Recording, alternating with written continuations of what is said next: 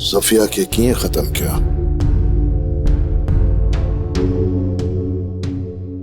कुछ ॾींहं सोफिया सां गॾु रही वञी दिल नवाज़े घर गुज़ारिया, पोइ खानुआ खे ख़त्म करे छॾिया ऐं पोइ सोफिया जो बि आसरो बदिली वियो।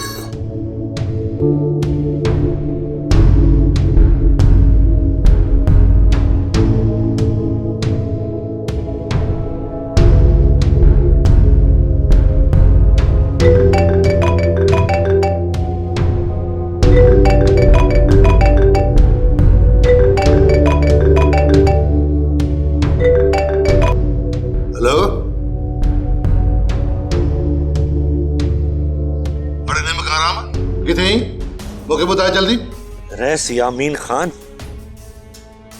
मां तुझी पहुंच खां तमाम परे निकरी चुको हाणे तू मुझो कुछ भी नथो बिगाड़े सकी। मां छा करे सगां तो छा नथो करे सगां यो तू सोचे भी कोन तो सगी। तू वींदे कानेड़े मुझा मानू तो के जमीन जे सते ता मां पे गोली कटदा। या तुझी भुल है यामीन खान, तू पेरी तह ताईं में नथो पहुंची सकी, सती तो परे जी गाला। मां तो के इज्जत सा चवा तो त गुलाब आए मुख्तियारा के इज्जत सा गोठ वापस वठी अचो। अमा वारा तो वजीउद्दीन इस्लामुद्दीन सा गड गवादर हलिया विया वासी अजीजा ने। सुभाणे 2 करोड़ वठी वापस इंदा। छा? पेरा नेठा जमीन निकरी वई न यामीन खान। सुभाणे तोखे एक ॿी भी खबर मिली वेंदी त तू केतरो इज्जत वारो आहीं। हाणे तो यो सोची त हूंदे त जमीन वारे मामले जी असां के की खबर पई। ॾाढो बेचैन हूंदे न या वजह ॿुधण जे लाइ। ही वठ ॻाल्हाए।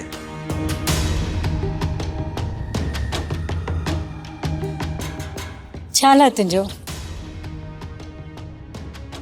मुझे खानो जे मोते जे ख्वाब ॾिसण वारा। सोफिया तू? हाँ मां हैरान थी वई न। हाणे तो ये सोचींदो हूंदे न त मां तुंहिंजी कैद मां आज़ाद की थी वियसि। सोफिया मां तो के चवां तो वापस घर मोटी आ। मां तो इज्जत सां वठी आयो से ऐं इज्जत सां मुझे घर में ते रहो।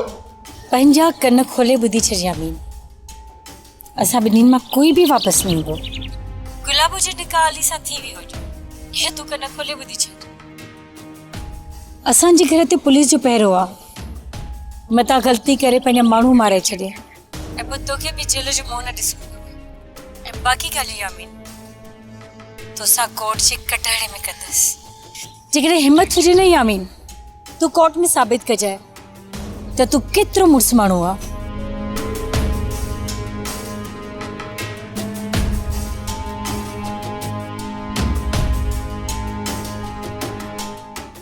सब्सक्राइब कयो असांजो official YouTube channel Singh TV HD drama ऐं वधीक अपडेट लाइ बेल आइकन खे क्लिक करियो।